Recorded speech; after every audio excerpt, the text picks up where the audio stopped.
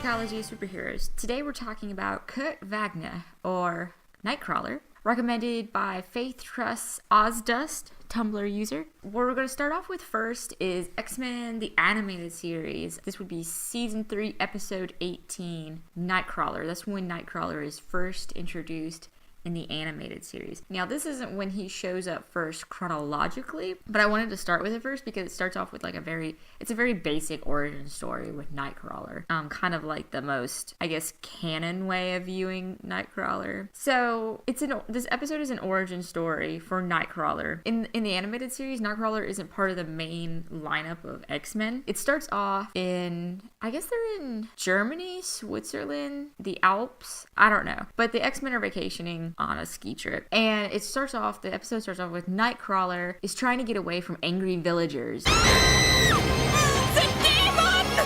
But he has a different approach to them than how they approach him. He says of them, "Heartless fools, they know not what they do." I'm actually quoting Jesus from the New Testament. Wolverine, Rogue, and Gambit are on a ski trip, and they hear about this quote-unquote demon, and they decide to go looking for him. They stop at a monastery rumored to be housing this demon, and through a series of events, Nightcrawler saves Rogue from falling off this precipice, not knowing that she can fly. But he saves her, but Wolverine kind of like misunderstands, and he goes into kind of like a ask questions later kind of mode. As a pacifist, Nightcrawler extends his hand to Wolverine and says, I don't wish to fight. But Wolverine just kind of ignores that, and he's about to hurt him, and a monk stops in saying, he's my brother. But then it's revealed that Nightcrawler is also a monk. Nightcrawler gets to tell his background story. The villagers drove my mother away for bearing such a freak.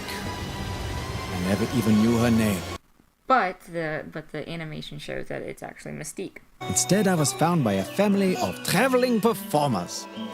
I became Nightcrawler, the star attraction of their little circus. For their freakish world, I was perfect.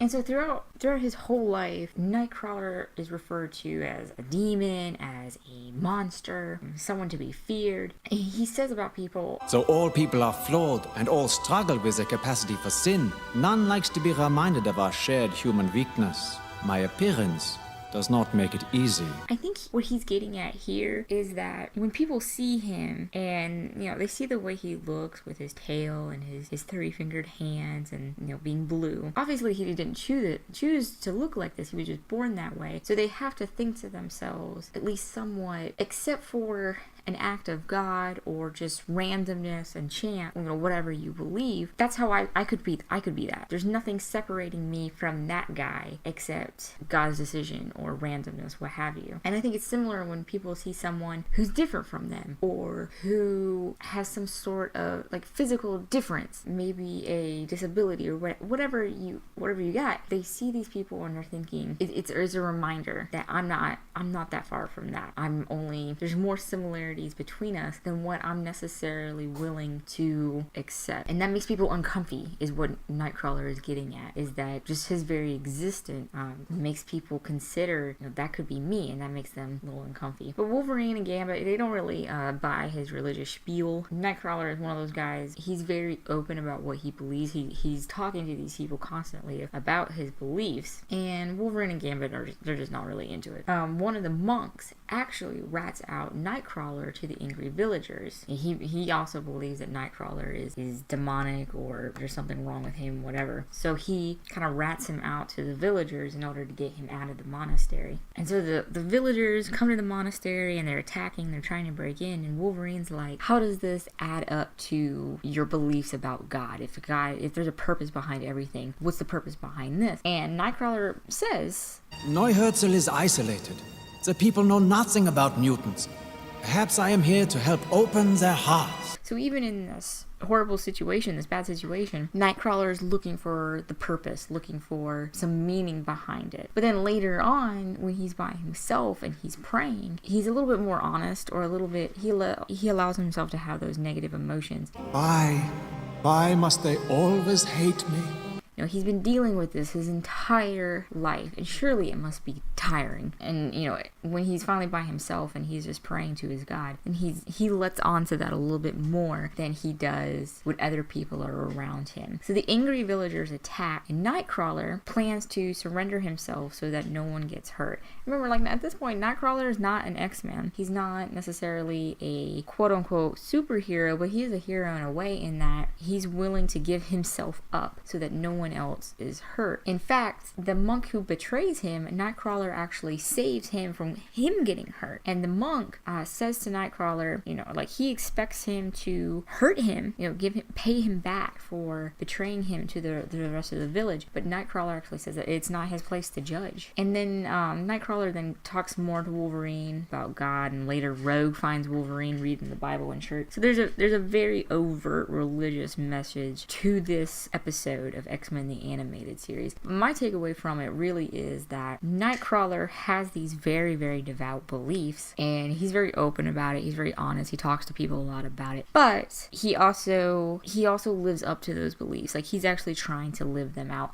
which I think is super cool. If you're going to be talking to people about love and mercy and compassion and forgiveness, I think you should actually try it. You should live it out, and Nightcrawler does that. I think that's really cool. His first actual appearance was in Giant Size X-Men #1 from 1975, and this is also kind of an origin story for Nightcrawler, but it's very different from the animated series. In this comic book, he's not a pacifist or a monk. In fact, he's fighting the villagers who attack him until Professor X, Xavier, kind of mind stops the whole mob of angry villagers and then offers Nightcrawler a place at the school. And at this point, you had the original X-Men team of Jean Grey, I think she was called Marble Girl at that point, Cyclops, Beast, Angel, Iceman. They were all the original team, and now Professor X is forming a new team of X-Men, and that's going to include Nightcrawler, Wolverine, Banshee, Storm, Sunfire, Colossus, Thunderbird, and Cyclops again of the original team. So these new team members all go on a mission to find the original team. And at this point, when they're all being jumbled together, they all really don't actually like each other. In fact, they're taking jabs at each other, including Nightcrawler. The one mutant, Sunfire, particularly doesn't like Nightcrawler at all, but he doesn't like mutants in general. He has some internalized mutant phobia, you could say. And I think he particularly doesn't like Nightcrawler because you can look at Nightcrawler and tell that he's a mutant. Everyone else, you can,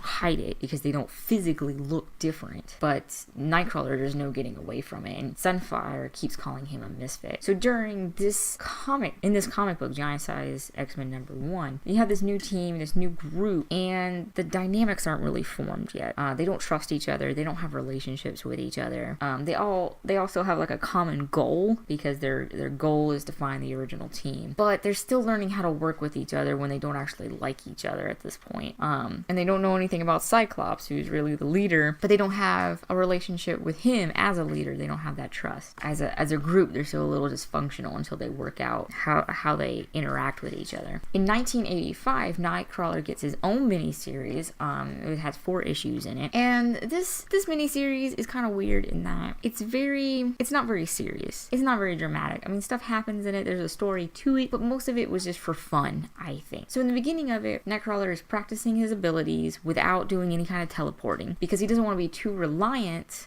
on that in case of, some sort of special circumstance. And of course, during this miniseries, he's placed in some sort of special circumstance where he can't teleport. There's foreshadowing in the beginning. What he does is, through a series of events, he gets trapped in what's called the Well of Time, and so he gets taken to this other dimension where he finds a giant squid and a sky pirate ship. The sky pirates call him the Great Bogey. There's a great misunderstanding, and he has to keep explaining to people that he's not a bogey. Call Kitty's dragon a Lockheed a Frumious Bandersnitch, and they all try to kill Nightcrawler. And then at one point they accept him as part of the crew, so then he's part of this crew. But all of these sky pirate actually look kind of similar to Kurt in the same finger thing, and they have tails and whatnot, I guess, except they're orange instead of blue, so they're a little bit more accepting of him, I guess. There's the whole misconception that he's a bogey, which he turns out we know that he's not. But they figure out that he's not a bogey, but other than that, he's just a different color. Later on, he gets sold off to Chagrin the sorcerer in this other world, and Chagrin is, I don't know, like a magician who's also a shark. It's all really weird. What is cool though is that Nightcrawler keeps making pop culture references. In fact, there's one time when he makes a Star Trek reference, and I really like that. He fights enchanted monsters, he saves a princess from dark magic sacrifices, and then he gets taken to another